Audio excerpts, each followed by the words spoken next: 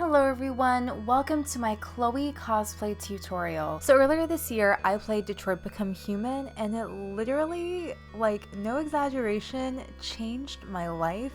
I love the characters, the story, just the game in general, and if you haven't checked it out already, you definitely have to do so. So first things first, as always, we're going to go ahead and start with the makeup. I absolutely love Chloe's glam. A smoky eye with a glossy lip is one of my favorite looks ever.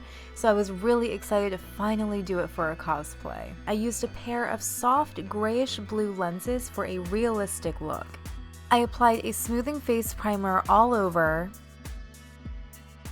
then blended a buildable coverage foundation with a damp sponge for a lightweight, flawless looking base.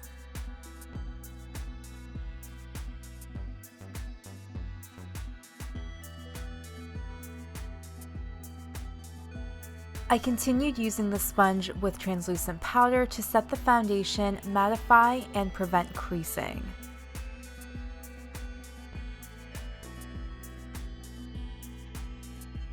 I ever so slightly contoured my nose, swept a dusty pink blush along my cheeks, and any residual product all over my face, then applied a soft highlight for that fresh from the factory glow.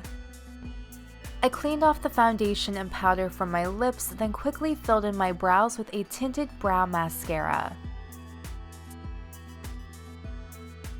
I also used any residual product from the sponge to clean up around the edges. Since this look is a smoky eye, I put down a layer of translucent powder to catch any fallout. Then I swept a neutral colored eyeshadow above the crease to help with the blending. So for this look, I'm only using one product, which is this dark gray, almost charcoal colored eyeshadow. My advice for this kind of look is to work in light layers and to really take your time blending. I started by creating a sheer wash of color all over the lid with a brush, then blending out the edges. I continued building and blending with the brush to keep things soft, but I also used my finger to pack on the shadow and intensify the color. When blending the edges, try not to take the shadow too far beyond the crease. You don't want anything super blown out. I applied the same shadow down my lower lash line with a much smaller brush and continued to blend. Again, you want to keep this color as close to the eye as possible.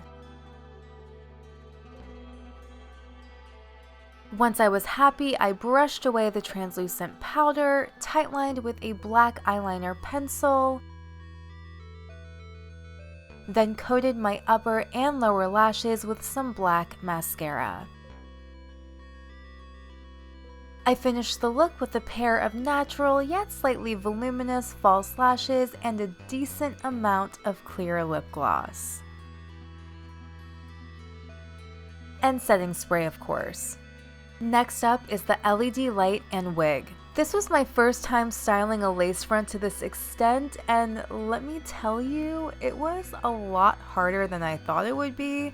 Still worth it though, but you know, we struggled a little bit, I'm not gonna lie. I purchased this ash blonde synthetic lace front from Amazon. I like how the wig's density is on the thinner side, and the parting space is large enough to achieve that pulled back look. In addition to the lace hairline, the wig also came with this lace neckline, I guess? I assume it's for things like ponytails, but because of how the wig fit on me, I wasn't able to use it. I trimmed off the excess lace, but didn't take too much off the hairline, at least not initially, just to make the installation part a little easier. Speaking of which, I secured a stocking cap to my head with Got To Be Glued Blasting Free spray, saturating the hair and necklines, then blow drying until tacky. I've also used the Got To Be Glued hair gel to secure the lace front, which also works well. I put the wig on, positioned it to my liking, then working in sections, I firmly pressed the lace front down onto my skin. I later trimmed off more lace and applied makeup to help things blend together. I brought the parting over towards my left side, then pulled the hair back into a low ponytail and secured it with a hair tie. I tried letting my ears show as much as possible to match Chloe's style.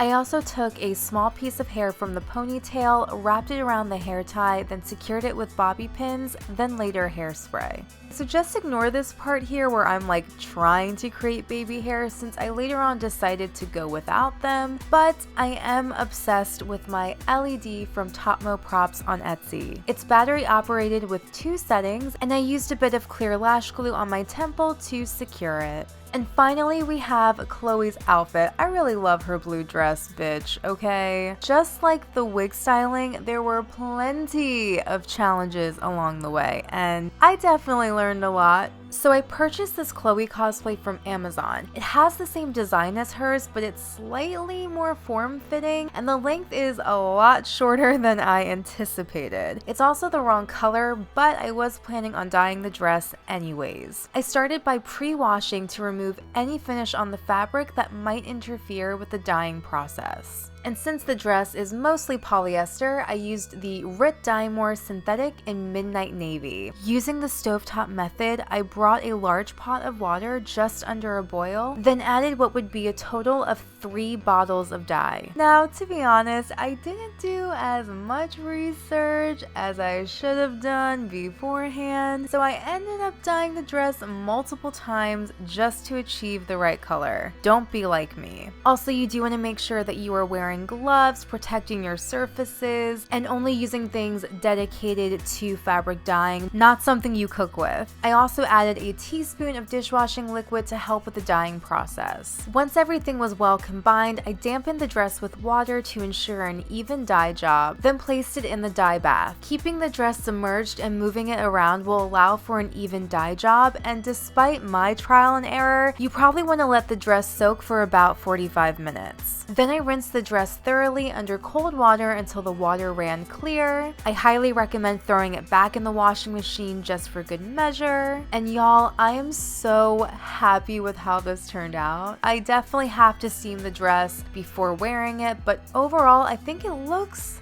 pretty damn close to Chloe's, if I do say so myself. For the shoes, we only really see Chloe barefoot, so I purchased these clear heels from Shein to get that look, a bit of elegance to sort of put the look together. PVC in general kind of has a futuristic vibe, so I think these work really well. Thank you guys so much for watching. Please give this video a thumbs up if you enjoyed it and found it helpful, and subscribe to my channel, Tara for Your Wellness, for more cosplay tutorials and other fun things. And until next time, please take care and stay well.